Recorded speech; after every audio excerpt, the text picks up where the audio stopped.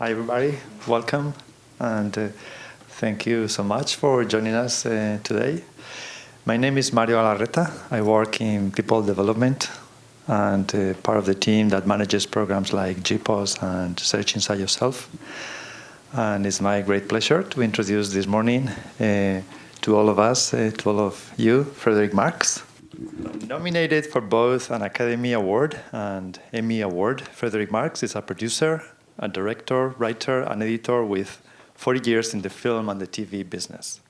His last film, Journeyed from Zanskar, featuring the Dalai Lama and Richard Gere, is in worldwide distribution. Most known for Hoop Dreams, which was named the best documentary of all time by the International Documentary Association, Marx has screened his films at the world's most prestigious festivals, networks, and venues. Other recognitions include Chicago Tribune Artist of the Year, Guggenheim Fellow, and recipient of a Robert F. Kennedy Special Achievement Award. Frederick also has practiced mindfulness meditation for over 20 years, and is intimately familiar with different branches of Buddhist practice. The title of his talk today is Living Your Life's Purpose. And now, without further ado, please welcome to Google, Frederick Marx. Thank you so much. Thank you. Well, it's great to be here. And first, I just want to thank you, Mario, for going to the trouble to set this up and make it happen. And also Bill Duane, who's part of the same team, for inviting me here to speak to all of you today. It's a real privilege. You know, I get to fulfill my life's purpose by being here to talk to you. So, and I've had the privilege of coming to understand my own life in very simple terms. My life is about two things, art and service. That's it.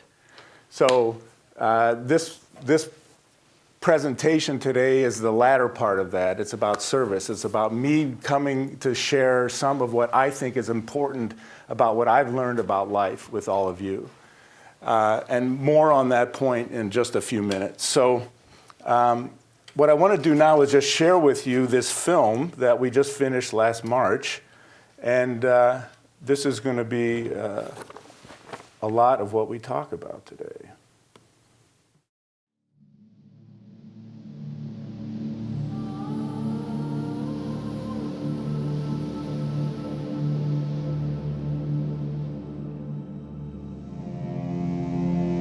A 14-year-old, a 14-year-old, and an 18-year-old relish the destruction. Teen and preteen drug and alcohol abuse. Teenage bullying is an epidemic. a small group of young punks. Self-inducing abortions. Series of murders and shootings. It was mayhem. Boys putting their own lives at risk. 15-year-old. A 15-year-old. This teenager Stole a car. Gangs of young people. Teens in crisis. Punks. It seemed like a war zone.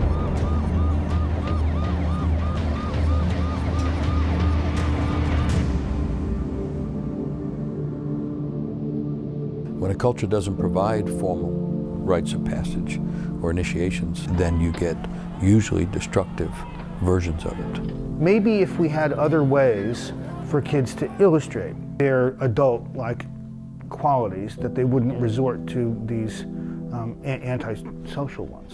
That's what gang activity is about. That's what vandalism and all of that kind of destruction is about how do I prove to the world that I'm here and that I'm a man, that I'm not a little kid anymore?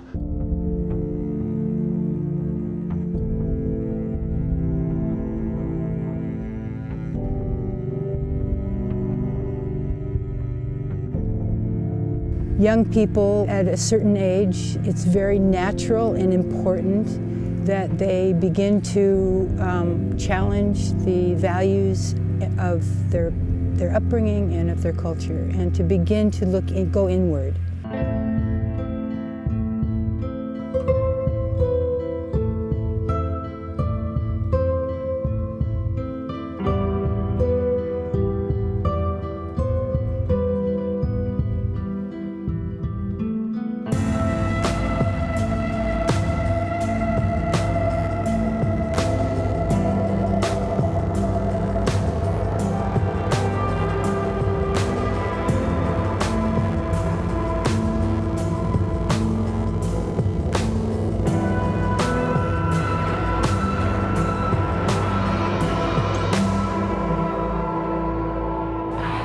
as communities do we respond to this need?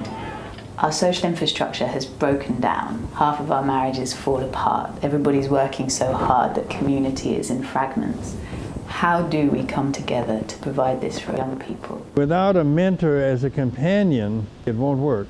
I love you. Initiation depends on the generosity of the grown-ups, and the mentor has to be someone that's not going to abandon that boy. When communities saw that this was happening in young people and they were beginning to rebel against the cultural values or the parent values, they knew, okay, this is good, something right is happening. They're ready, and it's time for them to be initiated.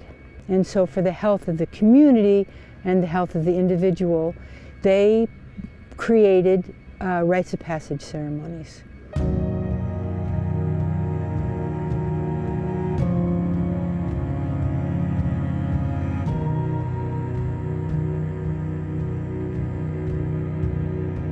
The question then is, do we actually consecrate those markers? Do we celebrate those markers? Do we prepare our young people so that as they're moving from one stage to the next, that they understand that for every privilege, there is a corresponding responsibility? In absence of that, the day a child gets a driver's license is the day they steal their mom's car. The day they are old enough to buy alcohol is the day they get drunk. And on and on and on.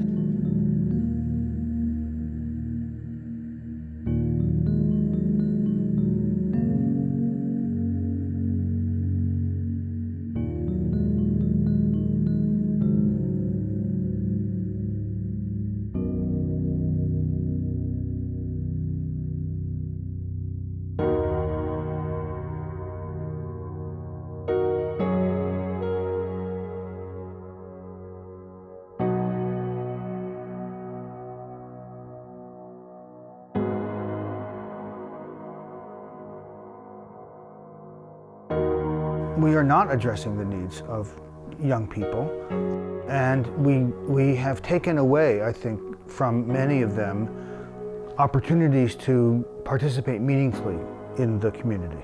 It deprives them of this chance to understand themselves better and to develop a sense of being important. I don't see it as a failure of the young. I see it as a failure of the elders. So we as elders, we have responsibility. We have no choice but to speak, to teach, to show, and hope and bring the young along with us.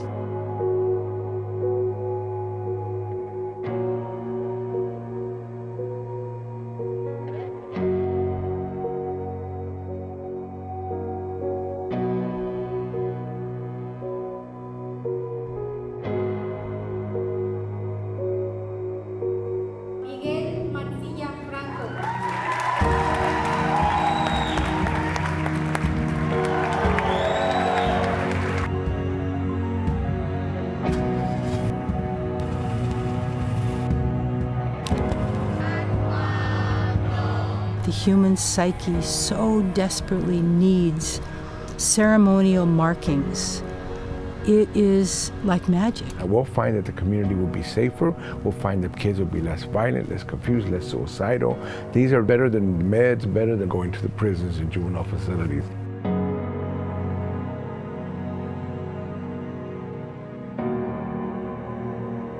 Every family unit, every community, every bigger clan, every village, city, town, state, whatever, need to figure out for their young people what works.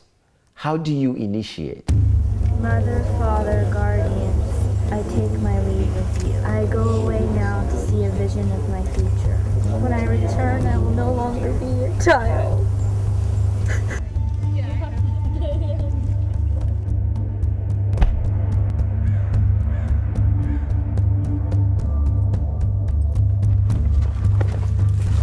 Start to think about what your mission is, what you want to do.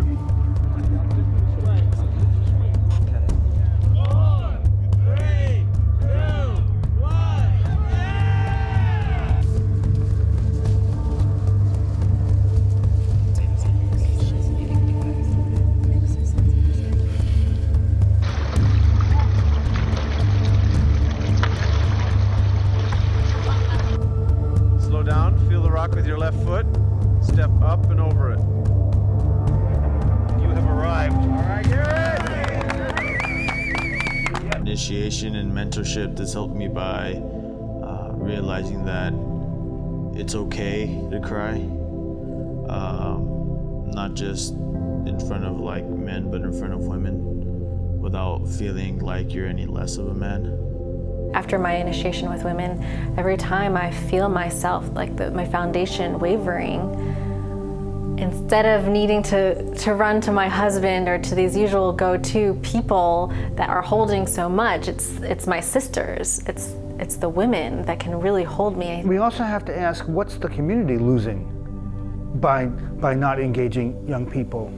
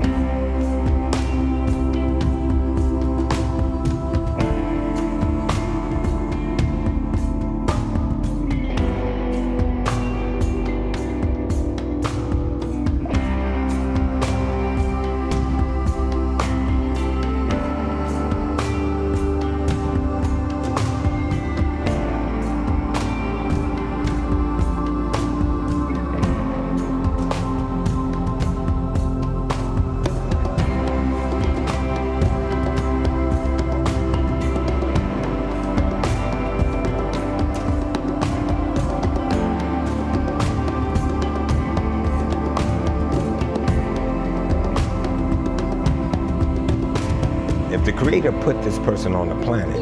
We're supposed to nurture them to the point that we become recipients of the gift that they have. That's what Rites of Passage told me. Assist that person's growth so that when their gift is revealed to the world will benefit. That's an adult's responsibility.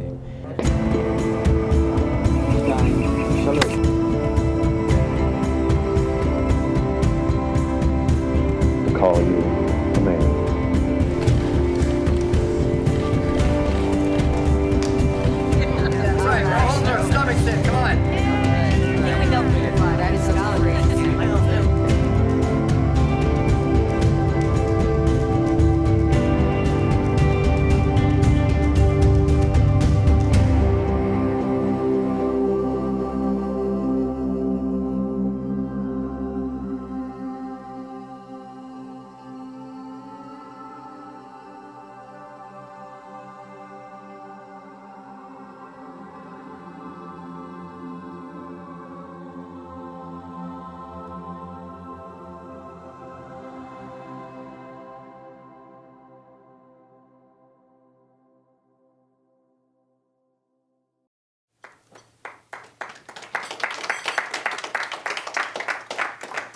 Well, thank you for that. Any questions? Well, that is a kind of an overview of everything that I want to talk about with you today. So we're going to just kind of circle back and zero in on a number of different subjects that I raised in the short film there. And I want to start by getting a sense of you folks. And so I want to ask you some questions, and I just ask you to just raise your hand if you've ever asked yourself any of these questions, or in fact might still be wrestling with them. What is the purpose of my life? What am I here on this planet to do? Yeah, my hand has been up for all of these questions, and in fact, it still is up for some of them. And I'm going to be 60 in a few weeks. So where do I fit in? You know, what's my place in the world, in the cosmos? What, if anything, is uniquely mine to offer? What are my gifts?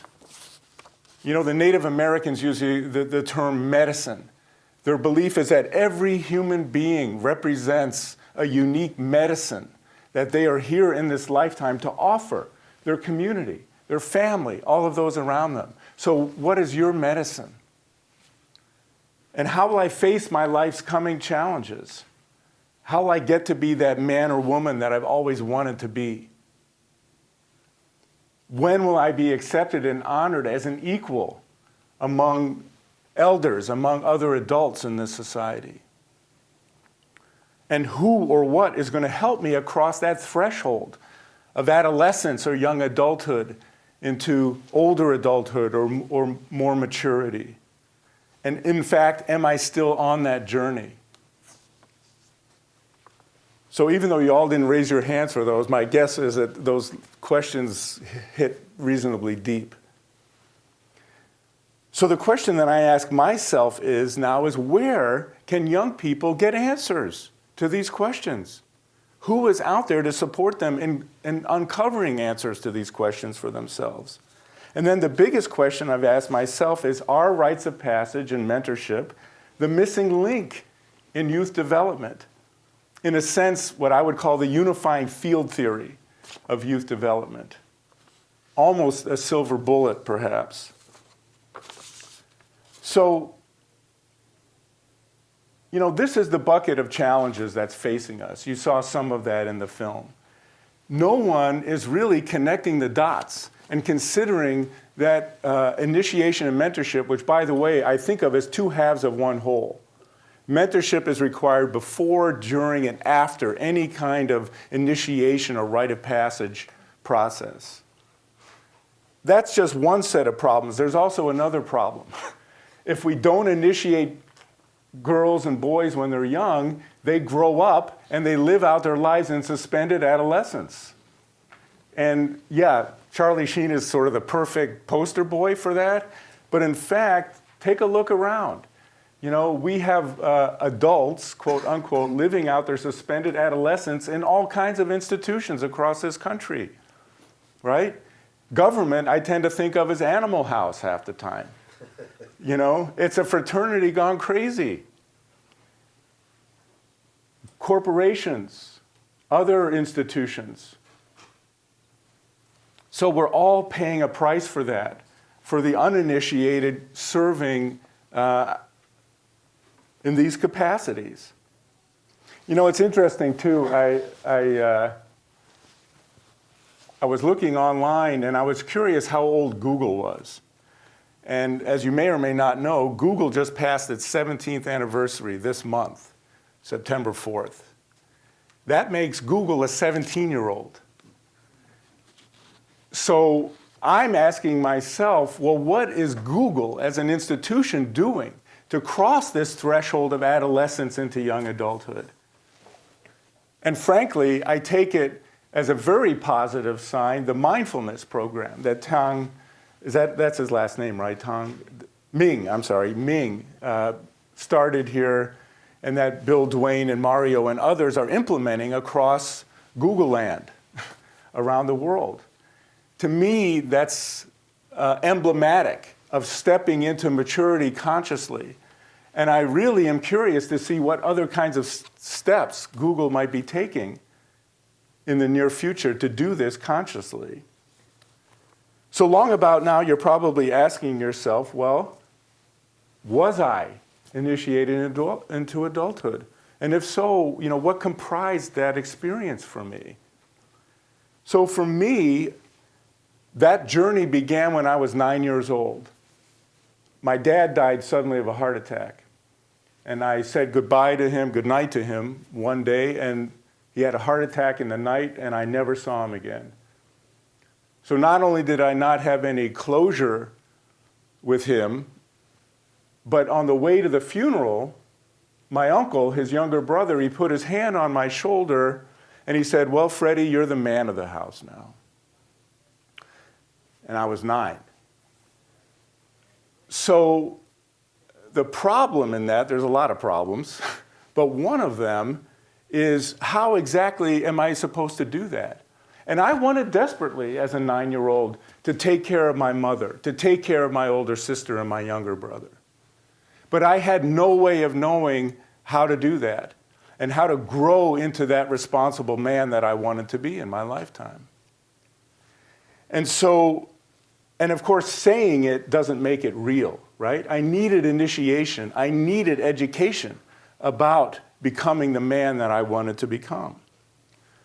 So in my teen years, I got way into drugs and alcohol, and fortunately survived it without hurting myself or anybody else, which is a typical experience for a lot of teens.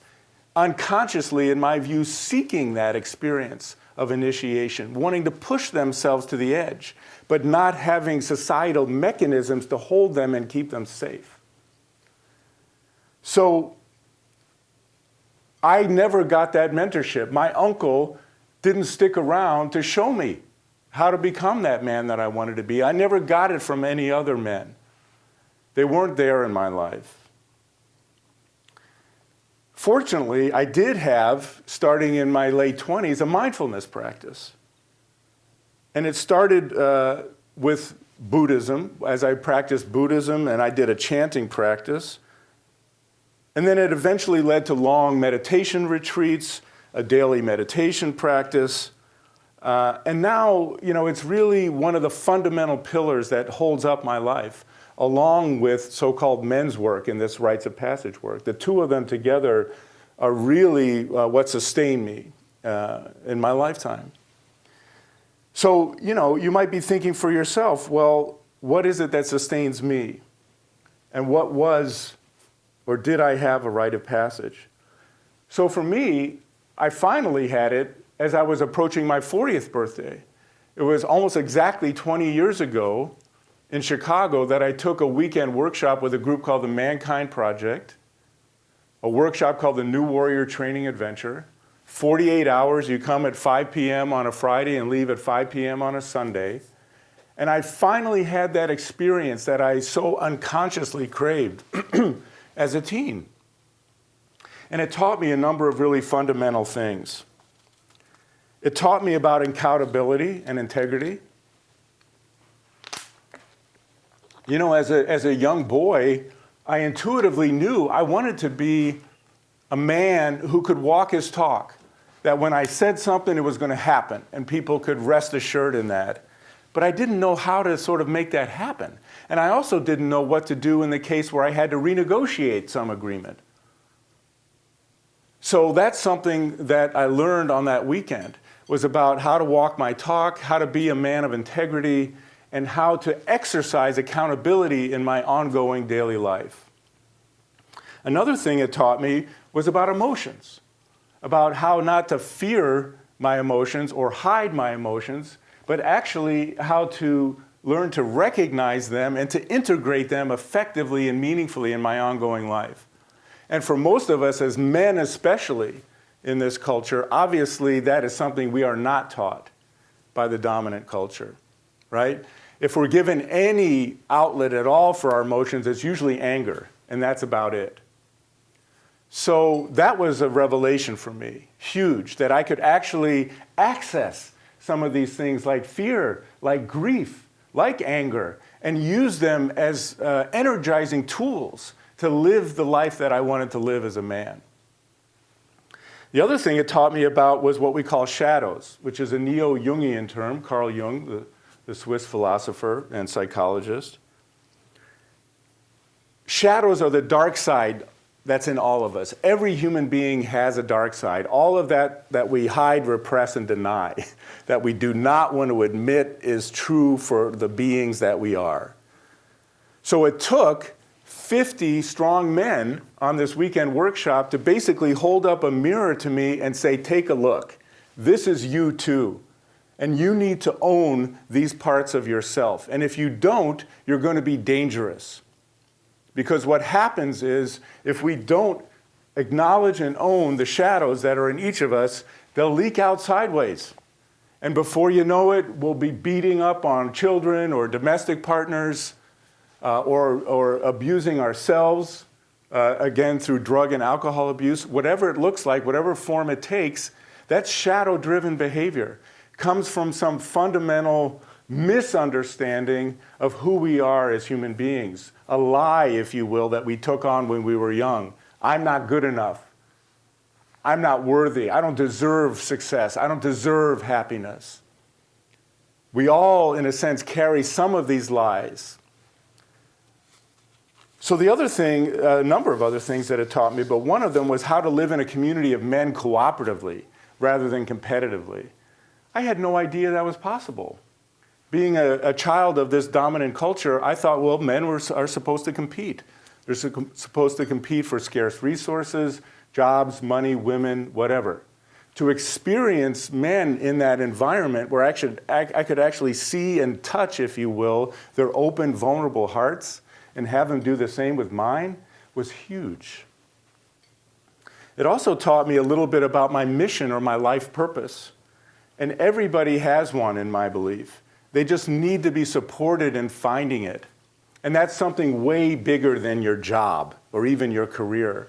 It's fundamentally what you're here on the planet to do, to accomplish with your lifetime.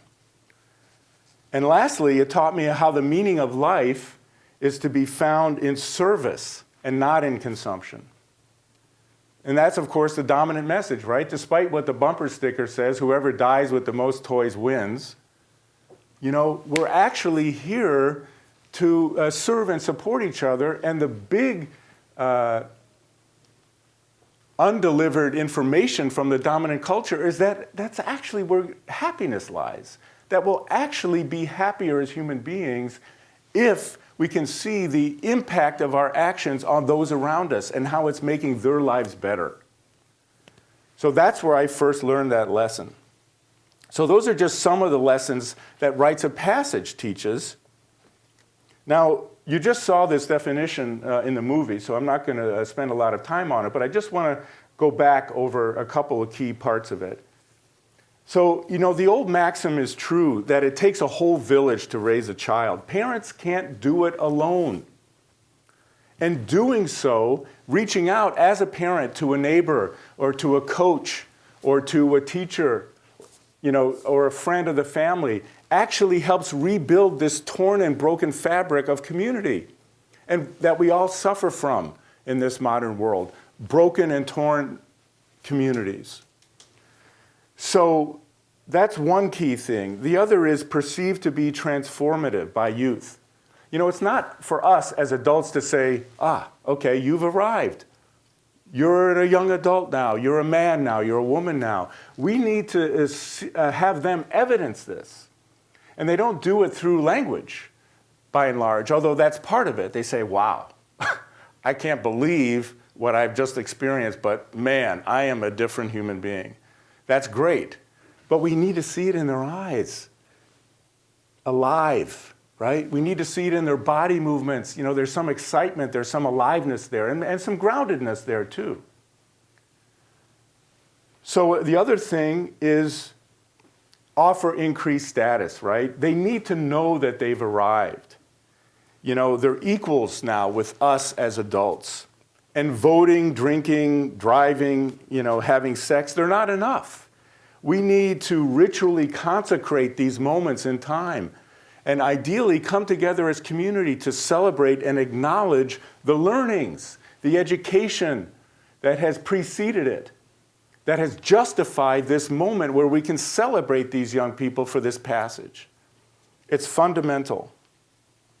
So there's three main stages, really, of rites of passage. And this all comes from Arnold van Gennep, who wrote about this over 100 years ago. You know, separation or descent is really one. We have to separate young people from everything that is familiar to them. And yes, that includes computers and cell phones and TVs and all the rest of it. We have to separate them from the patterns that establish their daily life. Sleep, food, maybe even dress. And it's also called descent because it's dropping. It's dropping into what we are fundamentally as human beings. That all of that other stuff, the trappings of daily modern life, obfuscate, cloud, make difficult to see. So then the key part, the ordeal or threshold. It's also called liminality. You know, that word that means sort of twilight zone, between the worlds, okay? So there has to be some kind of ordeal where the young person is challenged physically, mentally, spiritually, emotionally. They're brought down into the depths of their being, and they can experience at a fundamental level just how actually resilient they are, how strong they are. They won't know this until they're tested. And then the reintegration or homecoming, as it's called. So you have to come back from this experience. You have to be, again, ritually welcomed, celebrated by your community and family. And you have to be reintegrated. So that what's key here is the learning about who you are as a unique individual, the gifts that you have. The elders ideally will help you understand what those gifts are so that you can integrate them into the community and start to give them freely. Because a gift ungiven is a gift that almost doesn't exist. It has to be given to those around. So what does this look like, for an average teen? Well, adolescents have to confront two base fears, right? One is leaving mom and dad home. No one wants to do that. Why should you? You get 3 meals a day. Ideally, you have a roof over your head you're taken care of. You have to be, in a sense, forced away from that relationship. Some writers on this subject matter call it cutting that second umbilical cord. That second umbilical cord, the one that happens at the end of adolescence, that has to be cut. And it's not happening now in society. We'll return to that subject. So the other thing, there has to be at some level a facing of death. And the simple truth is, it's bad enough, challenging enough. And some of you, I'm sure, have experienced this, like I have, when somebody close to you in your family, somebody dear to you has died, right? That, in a sense, can be a beginning of a rite of passage. If you have the proper mentorship from an elder, they can help you understand what is the meaning of this moment in time in your lifetime. I didn't have that when I was 9 years old from my uncle or anybody else. But even more than that, we have to understand our own mortality. The fragility and yet the preciousness of this very sacred thing of our own human life. And until we're brought into proximity with death, until we at least fear that we're going to die, we're not going to experience that. It's not going to happen. We'll unconsciously fear it the rest of our lives, but we won't know in our hearts and souls what our capacity is to withstand challenges and to face death. So the ordeal, in a sense, what's called for here is the young person needs to metaphorically die to their childhood self to be reborn as an adult. And then the reintegration, one of the key lessons that's a part of rite of passage that needs to be brought back into community is every child and every adolescent tends to see the world in a me kind of way, right? And to be a fully mature adult, it requires us to see things as us. We need to do it together. Because without that cooperation, there is only domination. So there's lots of different forms of rites of passage that still exist around the world. These are just some of them.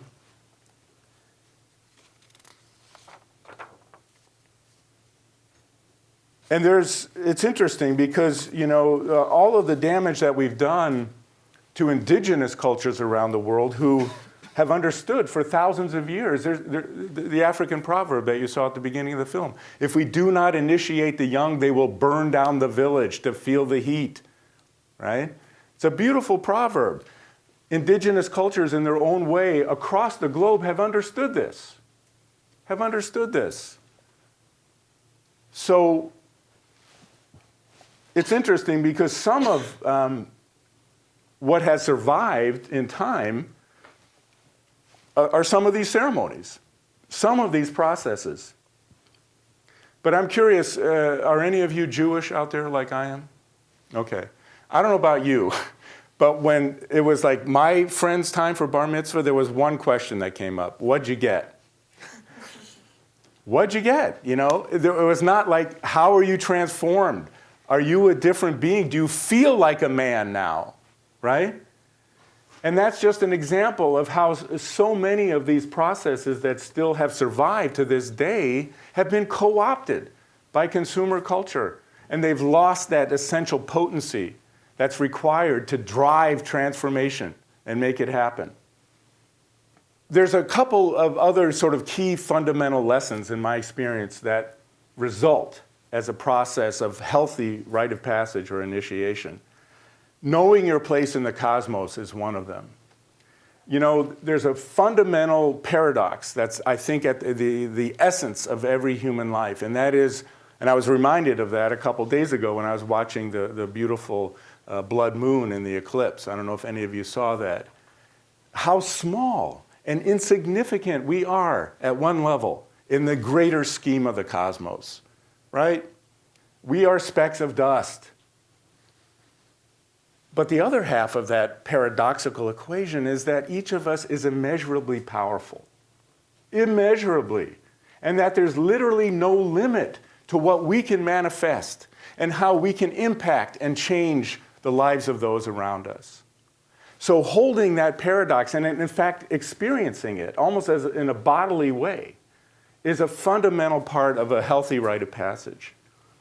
So knowing that you're part of the web of life is also a part of that. That you don't exist apart from trees and rocks and waters. We don't exist. Knowing your mission or life purpose, I already spoke to that. Another way of saying that again is gifts or medicine. Beautiful terms. Knowing the depths of your physical and mental capacities. Again, I think that's part of why young people put themselves through trials. Well, let's see if we can drink 3 cases in about 10 minutes. Unconsciously, I think that the part of the drive toward that is seeing what is the limit of this physical body. So, emotions and how to handle them. You know, there's nothing, I just myself did another rite of passage, if you will, a vision quest, and I spent 4 days up in the Eastern Sierra at about 10,000 feet in a mountain desert, fasting. It was about 100 degrees every day. And believe me, all kinds of emotions came up. So it gave me an opportunity again to look at fear, to look at grief that surfaced as I recollected and thought back on mistakes that I'd made in my lifetime. To look at all of my emotions and to reintegrate them and understand them and not fear them. Again, service to community, that's an essential component, as well as self-empowerment. So imagine, if you will, that we live in a society where all teens have a deep sense of purpose for their life, and they're connected to their deepest passions. Imagine that we live in a world where all teens know their physical, mental, spiritual, and emotional limits, so they don't have to seek them through unconscious trials. And imagine all teens know the rights and responsibilities of adulthood and feel welcome and accepted by elders, by older adults. And imagine that they're actually stakeholders in their community, deeply invested in a community that's thriving. I think that's part of the reason. I live in Oakland, and I think that's part of the reason why we have so many disaffected young people. Nobody's coming up to them saying, I see you. I see the brilliance that you carry. I see some of the gifts that you have. Please offer them, bring them into our community. You are a stakeholder here. And give them the room to start to manifest some of that brilliance. We don't do it. So imagine, too, that all parents know when it's their time to let their young people go forth on their own. This is a problem, like I said before. And yes, I get it. It's partly an economic issue. It's really, really tough now for most people in their 20s to get good jobs, to find decent paying work. And it's especially tough, interestingly enough, for boys, for young men, at an almost 2-to-1 ratio to women. But in addition to that, there's there's no dominant cultural support for parents to say, You have got to turn your young person loose. Otherwise, they won't manifest their own greatness. They won't reach their potential as human beings. I gave a talk about a year ago in North Carolina, and there was a woman who came up to me afterwards. She said, I'm so glad to hear your talk because I kicked my kids out of the house at 18. And I just felt like they really needed it.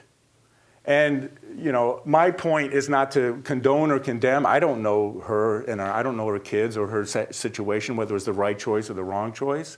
But what I do know is there's no cultural support for her. There's no community support for her in making that choice, in affirming that choice, or saying, no, maybe it's too early. Maybe they need another couple of years.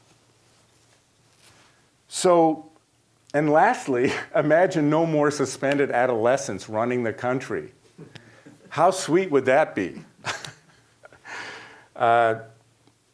It's interesting because it makes me reflect on John Boehner and his stepping down from Animal House. I actually think that was a very moral and, in fact, noble decision on his part to make. And I saw it as a real sort of culmination, in a way, of his own rite of passage. You know, trying to run herd over this thing called Congress over the last few years, where so many of the members of his own party are giving him the greatest grief. He's like, no, you know, enough. I'm going to step away from this. We can go into that, but I don't have time for it now. So ultimately, you know, young people have to find a way to live their dreams, heal their spirits, and to change the world. We need to give them those opportunities. So this, I won't go into.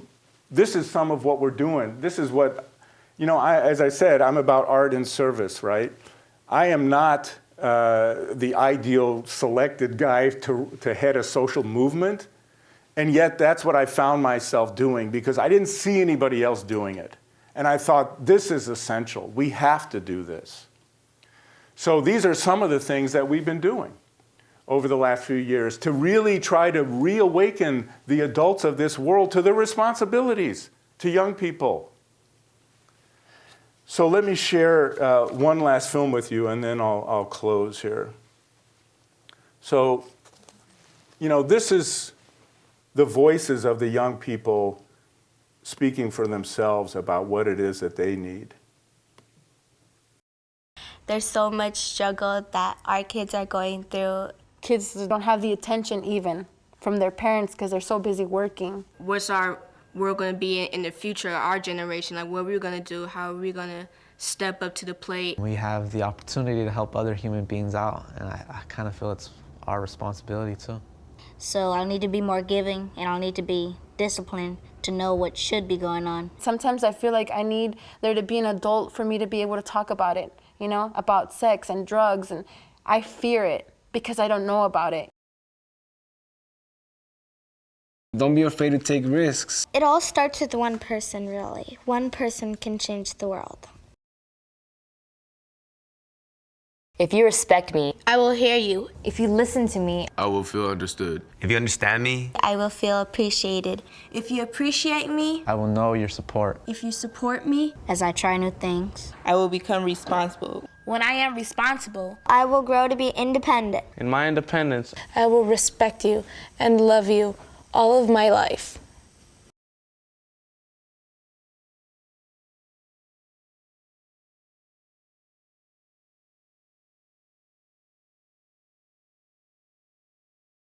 To get us there, all that's needed, really, are community-based, culturally tailored rites of passage and mentorship.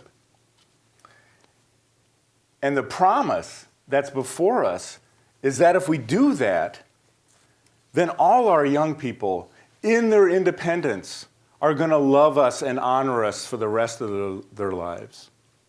So thank you. Appreciate it. You talked about in the film regionally, culturally specific rites of passage.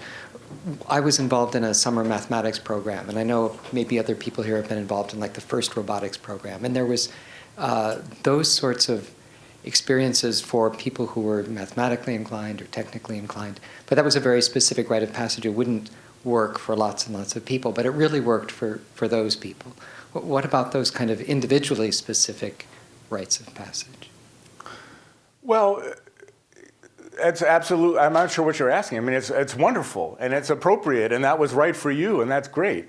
But it sounds like you weren't alone, though. You had a cohort with you. Yeah, all the better. Ideally, it's never an isolated act. We might be isolated for parts of the ordeal, right? But we always have to begin and end in integration with community, And that the more that you can experience an ordeal in conjunction and relationship with others, the deeper that you'll understand your interconnectedness and the deeper those bonds of love will be driven. So, fantastic, great, yeah. My question is basically around kind of balancing between the importance of the individual and the community. I myself was raised Catholic, and I went through confirmation, and it wasn't a very valuable experience in my mind.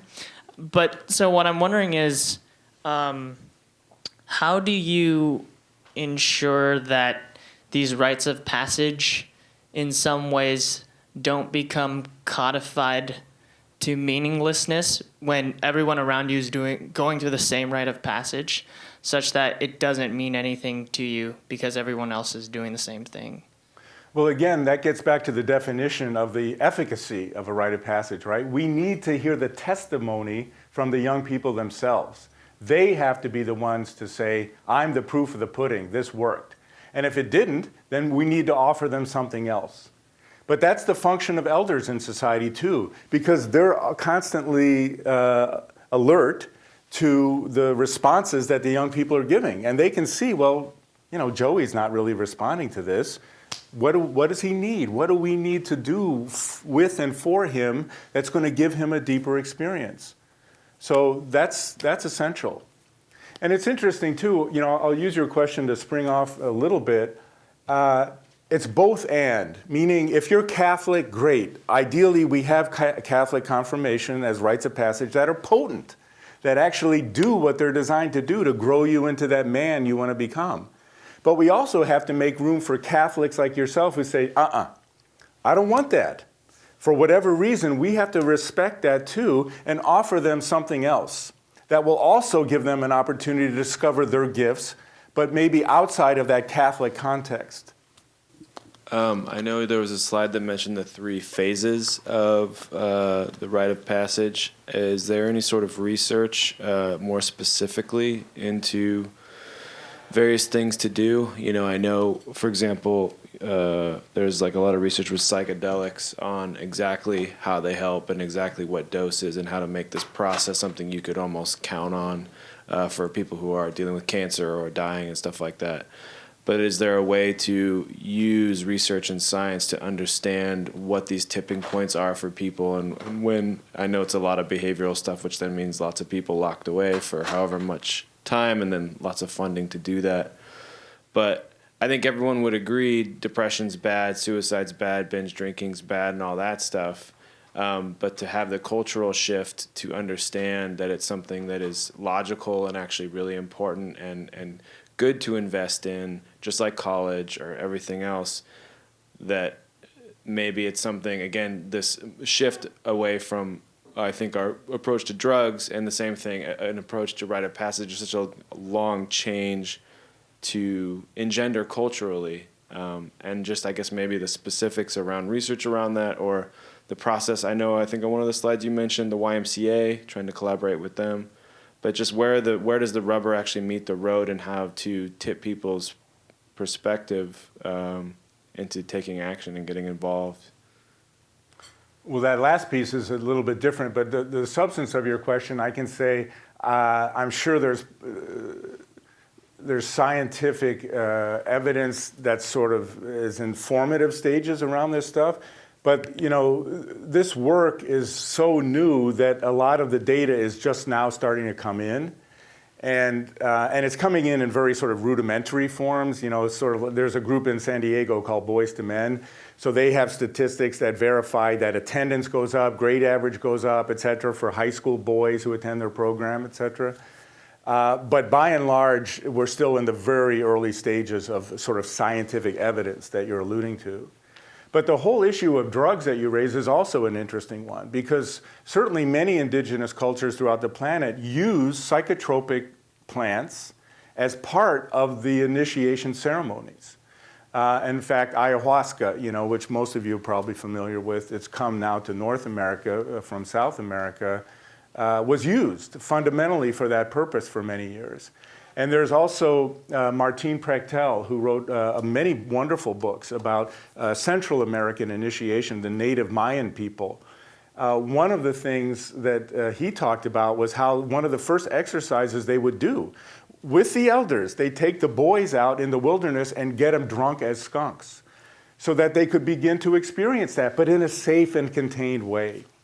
So that's the best answer I can give you, I'm afraid, for now. Do you have a follow-up? I guess just maybe organizations like the YMCA or actual behavioral research in a university setting, some way where the Western mind or the North American mind, and I know every culture is very different even within, you know, there's microcultures obviously within our country, but to understand in a pragmatic way, regardless of your religion or your family structure or whatever else, that these are things that grade attendance goes up, and maybe it's leapfrogging off that Boys to Men thing, but as opposed to one kind of organization, that it becomes a cultural thing that people are aware of as being extremely helpful, that can meet organizations like schools and or religious you know, organizations of all kinds, and that it's a human experience. The reason I ask about the research is there's something, I think, when you push your physical limits in a fast or in certain endeavors, that nothing else matters, because you are feeling things in a way in the fiber of your body that can't be ignored, regardless of what you thought before or anything else. So, yeah, well, yeah. I mean, again, you know, there's the scientific evidence is just in the formative stages, but that is part of the task of the organization that I co-founded, called Youth Passageways, is to begin to assemble and collate all of these studies and all of this data. But in addition to that, and I went through the card so quickly, I'll restate it. You know, we at my company, it's a nonprofit called Warrior Films, we have written 6 world-class curricula or toolkits. Parents, high schools, colleges and universities, therapists, counselors, psychologists, youth development centers, and faith-based institutions. So we're basically offering them ideas for curricula, how they can implement some of these practices into their own cultures. So places like YMCAs, for example. So please go online and help yourselves to these things. We're giving them away. And there's a lot of helpful tools in there, especially if any of you are parents. Most of you are probably too young to have teens, but at any rate, if you know people who are parents with struggling teens, and even the high school curriculum, we broke it down by a job. So teachers, there's one set of ideas for administrators and also counselors. So this is, yeah, enough said, yes. Just to follow up on that question, I mean, you mentioned beautiful things like creating teens more connected to their deepest passion, feeling accepted, reaching potential. And you were saying that you have practical tools for parents so they can actually know how to support their teens. Do you have maybe like a few highlights or tips that you can mention now? Like, what are the things that you suggest to those parents to actually, you know, help their teens to go through that process? Yeah, absolutely. Well, in fact, the parents' curriculum, it starts with them at about at 6th grade, so 12, 13 years old. And for every year, for 6 years, we have a whole set of different ideas for things that you can do. So one example that comes right to my mind, because I faced this with my niece recently. She just turned 16 in January, and we were trying to get her on her own to take a trip out to see us. She lives with my sister right outside New York City. And that's one of the things that is in this program. It's designing trips for young people to experience the world on their own. So, you know, it can start with day trips, you know, just even walking around their community and seeing it perhaps for the first time with new eyes in different ways, and building up to things like that, where you go cross country on your own, the first time ever on a plane by yourself, and get yourself to someplace else. And then to also journal along that way so that they can begin to track their own fears and then their own surmounting of those fears. So that's, I hope that's a good example. Thank you. Yeah. I actually came because I just signed up to be a mentor for the first time. Yay. So I came more from a personal perspective, and I was wondering if you had any suggestions or advice for how, as a mentor on a limited time frame, I can actually kind of help this transition along, given that I can't create or implement like a specific rite of passage. Well, I'll try to give you a crash course in what I know in mentorship in like a minute or less. First of all, you know, you got to be accountable to that young person. So whatever time you set to meet them, you've got to do it. And if you don't, then you have to renegotiate and be accountable for it. Regularity is key, as you probably already know, ideally once a week or, you know, more for a couple hours. I use the 80-20 ratio, listening to them 80% of the time and speaking 20%. So many of us think, okay, I'm a mentor now, you know, I got to share all my life wisdom and I'm going to tell you what to do. No, it's about listening to them and deeply understanding where they're at and going from there. That really, just in that listening, we bless them through our kind and compassionate attention. That is one of the greatest gifts a mentor can bring. So that's some of it. I hope that's helpful. And bless you for doing that. In fact, that's my final question to all of you. You know, how many of you are mentoring and how many of you are being mentored? Because that's how we reform, again, the torn fabric of community. And that's how we create links through time. That's how generational links happen, right? So as I told you, I'm turning 60 in a few weeks. Believe me, I still have mentors who I can turn to give me all kinds of advice when I need it, and also to kick my ass when I need it. And I sure as heck am also mentoring a number of young people, and sometimes not young, my age or even older, but also offering that mentorship. So I really invite you to do that because it's essential. And here's another one for you. If you're not growing as much as that young person, something's wrong. Something is fundamentally wrong because you need to be growing yourself in the process. And if you're not, then you really need to retool it. Thank you all again. Thank you so much.